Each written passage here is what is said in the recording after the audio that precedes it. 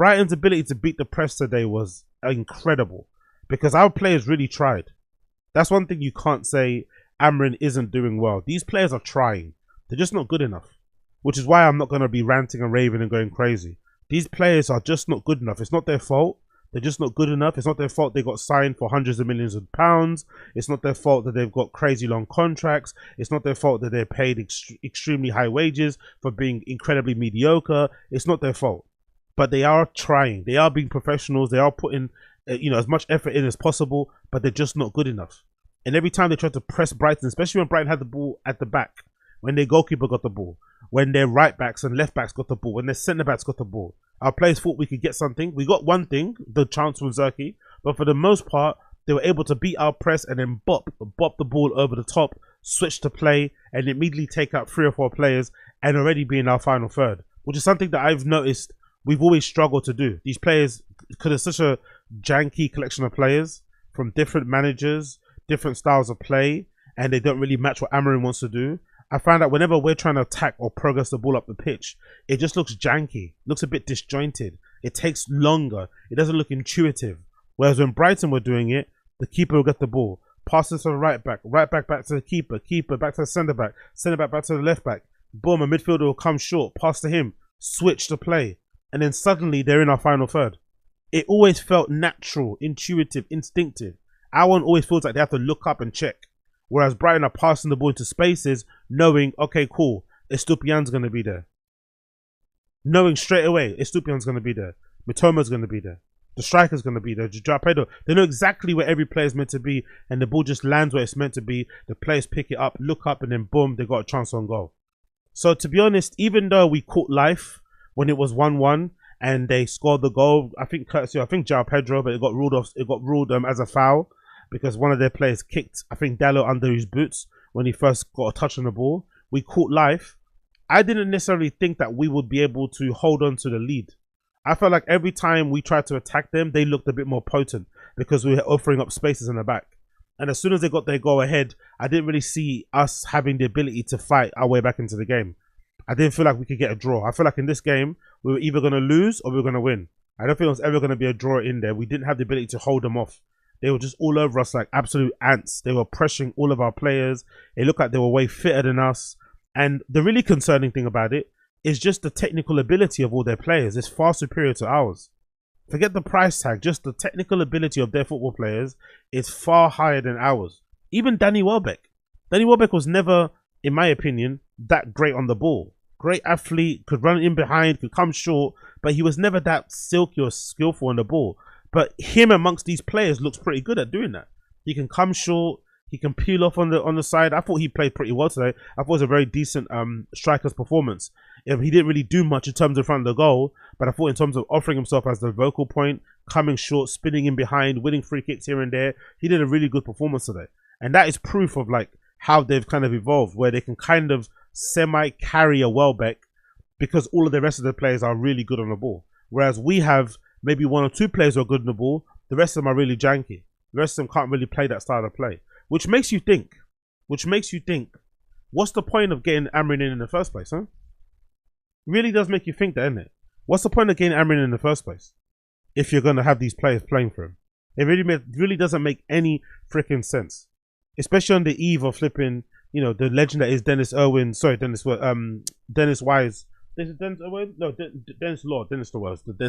Law's death. We always seem to do this, by the way. Whenever there's a tragic incident at United, and to commemorate, we always end up getting spanked. It's one of those things that we end up always doing.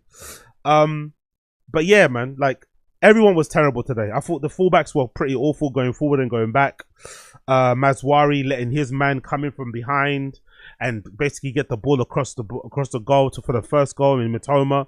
Even though Mitoma is really fast, I thought Mazwari was really struggling to keep a handle on him. He basically let him get the pass in and he conceded a goal at the end. The chance that we scored, obviously with the pressure on the goalkeeper, was really good in terms of Zerski being involved, in terms of Ahmad being involved, and just that being the norm now. The norm now is our players to press from the front. That's great to see. But apart from that one opportunity or that one chance that we got, which he converted, I don't remember us having many clear-cut chances in the box. I thought Zerski played pretty decently, to be fair. I don't think he did himself any harm the way that he played. It's probably his best starting performance he's had so far at United. Maybe still not good enough. We still probably need more from him, but definitely enough to silence some of the Zersky doubters and people who believe that Højlund's a far better player. I think they are both probably at the same level. They offer just different things, in my personal opinion. But I do like probably Zersky better in terms of how he plays. That's probably like my preferred style of play. The chance that João Pedro got, although it was ruled offside, although it was ruled a foul, I have to be honest and say it was very concerning with the amount of players who have stood still, waiting for the ball to drop, not anticipating it, not being on their toes, not anticipating a mistake, not trying to block the shot. João Pedro being the only person amongst like 5 or 6 defenders to react to it was very concerning. The fact that Zersky and Bruno, I think, were the closest player next to him, and the other defenders were nowhere near it, was also very concerning. So we were very lucky not to concede that goal, because if we would have conceded that goal, it probably would have ended 4-1 or 5-1. But we probably put a halt to the goals conceded. Obviously, João Pedro's finish was really well taken. Very instinctive player in that respect. Immediately felt the ball at his feet and turned and hit it. No wait, no ramping, no waiting for the pass, which is probably something a lot of our players probably need, especially as Zersky. I think he sometimes can be a little bit too polite for his own good. But that greediness and that ability, that selfishness to just focus on the ball and hit it as hard as you can at target, hope it goes in, was very evident there from him. But the goal that they scored, especially the second goal, that second goal they scored was an absolute thing of beauty. From obviously Brighton's sense. The ball coming in from the right-hand side, the curved hit towards the far post, just out of line of sight of of De Ligt. But then I also thought Mazwari did terribly bad at the far post. Mitoma obviously burned him for the first goal that put the ball through across the goal, and we considered the first goal. And then at the back post, I thought Mazwari did well to get on goal side of Mitoma, but for whatever reason he didn't go for the ball. I don't understand that. He just wanted to get goal side of Mitoma, but he was not focused on actually getting the ball or getting to the ball. He just wanted to prevent Mitoma from getting the ball, which is a weird way to defend. And obviously Mitoma was more dead set on getting his foot on the ball, and he expertly did by just leaving, I think, his foot out, and I think he touched his heel and he clipped the ball on the inside. But I thought Mazwari should have made more of an effort to get the ball away and make contact with it instead of just making sure he blocked Mitoma, because he's a very persistent, very tenacious player in that respect, and also somebody, you know, that never stops going. So that was a big mistake in that regard. And I think as soon as we conceded the second goal, it was over. For me personally, I don't think we had a chance of ever coming back from that game. Especially the more we attacked, the more we left spaces, and obviously that made it, you know, far worse. I thought when Georgino Ruto came on, I don't know, there's something about him and the way he came on, his attitude and how he was kind of strutting around the pitch. I just felt like he was going to score. He kind of looked hungry. He kind of looked a little bit even upset that he didn't get picked from the start or something. And I don't think the players matched that kind of level of, aggression that he had when he came onto the pitch. And he worried our defenders a lot. But the cross that led to his goal and the Onana mistake was inexcusable. Inexcusable. As much as Georgino Ruta looked good when he came on, Onana should have saved that cross easily. That should be tea and cake for a goalkeeper. It wasn't even shot. It wasn't even crossed into the box that hard. It wasn't even hit with so much whip. It was a simple enough cross that he should have got his hands to, collected, sat on the ball, rolled it out and kicked it out. The concerning thing for me about Onana is this. We signed Onana as an upgrade to David De Gea because of his ability to play with the ball out from the back. That's why we signed him. At his time at United, even when Erik ten Hag was there, he never showed an elite ability or even an ability above David De Gea to play with the ball at his feet. That's the problem. So you sign a player who is essentially meant to be an upgrade on De Gea, because De Gea suffered from unforced errors, sometimes lack of focus, and also he's rubbish with the ball at his feet. He played like a goalkeeper would play with the ball at his feet, not these modern keepers, right? So you sign Onana with the thinking that this player is going to revolutionize how we play from the back, because he's going to alleviate pressure. He's going to be able to help us spring attacks. He's going to be able to allow us to bypass the midfield and just get the ball as far forward as possible and get more chances on goal. That's what you hope for. Or just alleviate pressure when our defenders are maybe getting pressed too much. Or come in and basically add like an extra man in our back line and play like a super keeper. But he's not that good on the ball. So this world-class ball-playing ability, we haven't seen it. Every time he gets on the ball and he takes the goal kick and tries to hit one of his men, the ball goes out of play. Every time he gets on the ball, like, you know, coming out of his box, he doesn't really do anything incisive or really extraordinary that would make you think, oh, this is a world-class goalkeeper. I don't even think he's had a co-assist. I don't think so in his United career. And by co-assist, I mean, like, I don't think he's received the ball at the back, sprung it on the left-hand side, Dalot's picked it up, it's a cross and it's a goal. I don't think he's even done one of those ever since the time he's been there. So the one thing that you sign him for, that he's meant to be world class and another level to other goalkeepers we've had in the past, he doesn't do well. And then the thing that he's meant to be good at like a bog standard level goalkeeping, he's also shaky at. So what's the point of Onana? If he can't play out well with the ball at his feet, and he's a pretty mediocre goalkeeper all around, because I think his shot stopping ability, although it can be good at times, is very inconsistent, which I don't think is acceptable for a keeper of that level. Most keepers that play for the top six have just good shot stopping anyway. It's just a standard. You don't really get that excited about their shot stopping because that's what all goalkeepers at that level should do. So his shot stopping is inconsistent, and then his general goalkeeping acumen is very, very suspect. His lack of concentration is super like that mistake he did. I feel like he's done it before for us already. He's let balls go underneath him. He's let balls go underneath his foot. He's just all around very, very, very, very bad. And he's our number one goalkeeper. Maybe if you have him as a number two, Onana is a decent enough goalkeeper for your squad. But as a number one option for a club like United, he's just not good enough. And unfortunately, he's indicative of our entire transfer window or our entire transfer and recruitment policy in general. We've spent what? 600 million we spent under Erik ten Hag plus? And this is the team that we have to show for it. 600 million. And it could be argued, 600 million spent, you could have a strong argument in saying, if you're going to sign Amrin as a manager, you probably have to get rid of all of the players. You probably have to replace every single one with the style of play that he wants to play. You might have to replace every single player that Erik ten Hag bought. Every single one. That's crazy. That is poor mismanagement from the owners. 100%. That's mismanagement from the owners. And by owners, I mean the Glazers. Years and years of mismanagement and neglect have led us to the point where we have a manager in who's clearly good. He comes with an incredible, incredible CV. He came from a club where he rarely lost games. So now he's losing games all the time. We've aged him 10 years already, and he's been in the job less than 6 months. But it looks like if you want to have him get the best results for this club, you might have to sell every single player that you bought and replace them with players that he wants, which is going to cost an arm and a leg because we're United and we can't ever negotiate reasonable transfer fees anyway. Absolutely shocking. And it's really was on display today because I don't think Brighton have any glitzy names. They don't have any crazy glitzy names. But I would definitely say that I don't think if I was a Brighton fan, I wouldn't be happy with any swap deal. If there was a swap deal involving one of our players and their players, I think as a Brighton fan, I wouldn't be happy with any single one. That's including Ahmad. I'd want to keep their players because of their hunger, their attitude, their tenacity, their aggression, their speed, their technical ability. I wouldn't be happy with any swap with any of our players. I won't be happy. So how can Brighton do it and we can't do it? Again, poor mismanagement. And so far, we're what? We're mid-January now. Mid-January, and apart from that one kid we signed from South America somewhere, I forgot his name.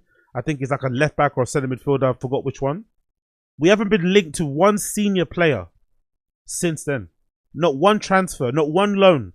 We've heard about outgoings. Anthony allegedly maybe going to Real Betis on loan.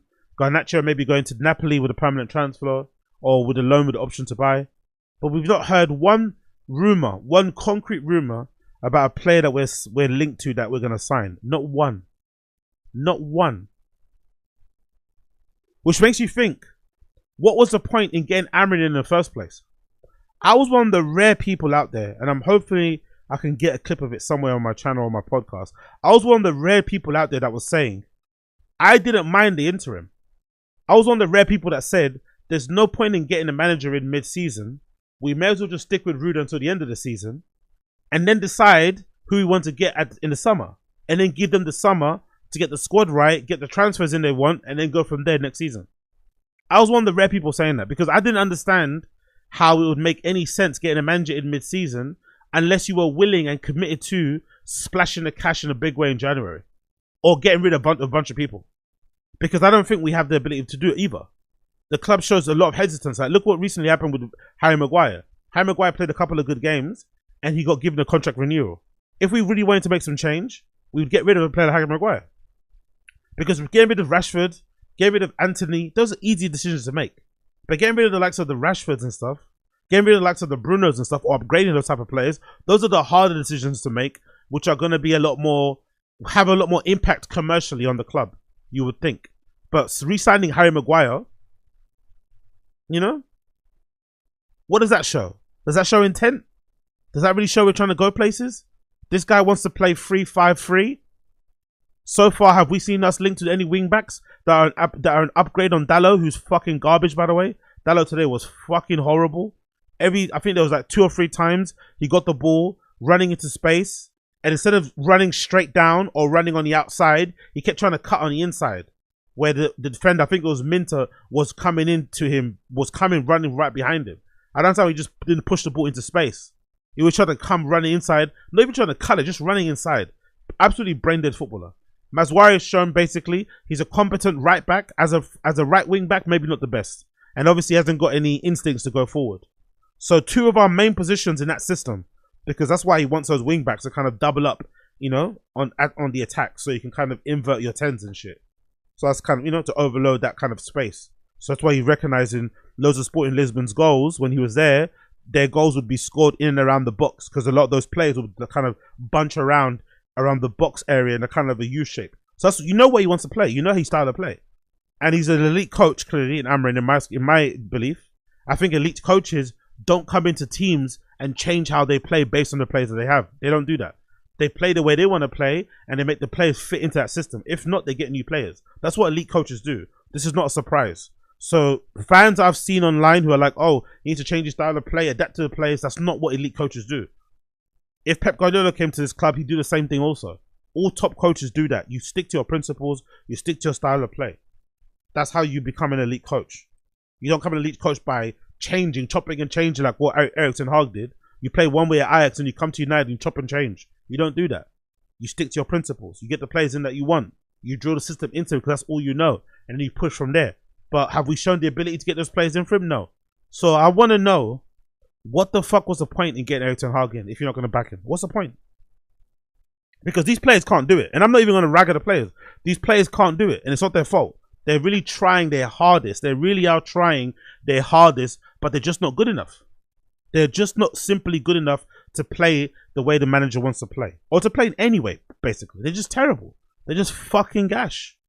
From the front to the back. It doesn't make sense. None of them make sense. They're all fucking horrible. The one that's really concerning for me is Kobe Mainoo. Because he doesn't look like he's competent enough to play as a double pivot. But a lot of... It seems like Amrin is dead set to play him there. But I also don't think he offers that much as one of the number 10s. In that role. That 2-10s role. I don't think he offers much either. He looks a little bit suspect. I'm not going to lie. He's another one that kind of flatters to deceive. He's not the greatest in the double pivot. And doesn't look good when he plays as a number 10 either. So I'm not really too sure what his best position is at the moment. He's a little bit all over the place. Ugarte I thought was pretty decent, and again maybe unlucky to get subbed off. Ahmad probably had one of his quieter games, and again that was because of Brighton's defending and the ability to swarm him and keep up to pace with him as well, technical ability, stuff, whatever it may be. Zerski did pretty decently, I guess, up front, but again didn't score. So you know, whatever. Bruno Fernandes, apart from the penalty, was very ineffective, useless, anonymous. But again, with our fan base, because he scored a penalty, people are going to start wanking him off. But he was pretty shit, in my personal opinion. I thought Euro did a lot better than he did when he played at Southampton. He looked a lot more solid. I'm still not sold on De Ligt. I'm sorry. I'm still not sold on De Ligt. I still think he's the Dutch Phil Jones. Maguire, I thought was incredibly slow for the first goal. It looked like it took him ages to keep up to pace. No, it looked like it took him a lot of effort to try and keep pace with Matoma and Maguire as they were running back. It looked like he really was trying hard. It looked like he was pulling on a fucking transit van trying to get back and trying to help defend. And by the time he did, it was too late anyway. So the whole squad probably needs to get changed. But to be honest, in this game in isolation, I think Brighton were more than deserving of the victory. I thought they played very well, very physical, very attacking, very tenacious. They've got incredible fitness ability too, I felt like. I don't feel like their energy dipped at all throughout the entire game. They put really all of our defenders, all of our players under pressure.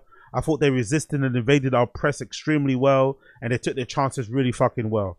Great team, great recruitment. Obviously, a coach that looks like he's going places, and probably the team that we probably need to aim to kind of try to eventually try and beat in a consistent level to kind of see where we're at. Like, we'll see if Amarin's going in the right direction if we face a Brighton next season, if he's still here, and we beat them. That's when we know we're going in the right direction. Because I think they're our barometer. We shouldn't be aiming for a Liverpool and the flipping Arsenals and the Chelseas and shit and the Man Cities. We're not at that level yet. We should be aiming to beat clubs like Brighton on a consistent basis. That's when we'll know Amarin's doing something good. But for now, we're fucking terrible. And this constant oscillating between 12th, 13th and 14th, I fucking hate it. Which is why I want us to get relegated. My dream is that we get relegated and that the Glazers leave. But I'm also keenly aware that these Glazers are such pieces of shit. They're such vermin that they could potentially stay even if we get relegated, because this club is such a cash cow. You know, they know it's just, we just print money. We're a fucking ATM to them, you know? And that's why they didn't want to give up full ownership, by the way. I wonder how those fans feel. All those fans I was thinking that were all Ineos happy, Ineos giddy. They were all happy with this whole partial ownership. They were sucking off Sir Jim. How do you feel now? Ineos are looking like Glazers 2.0. You get in a manager like Amarin, you pay the fucking clause, you pay the whatever, the fee to get him out of contract, you sign all these people to, you know, rejig the football structure, all this nonsense that you do, all this posturing, you're saving money on cutting out the fucking spending for the Christmas party, you fire a bunch of people, all this stuff, all these cost-cutting measures and shit, right? Trying to act like you're doing something. Then when it comes to actually improving the football club, the football team, which is going to have a knock-on effect on improving everything around the club in terms of finances, in terms of ticket sales, in terms of trophies and all that stuff regardless, you don't do it. What are you waiting for? What are you waiting for?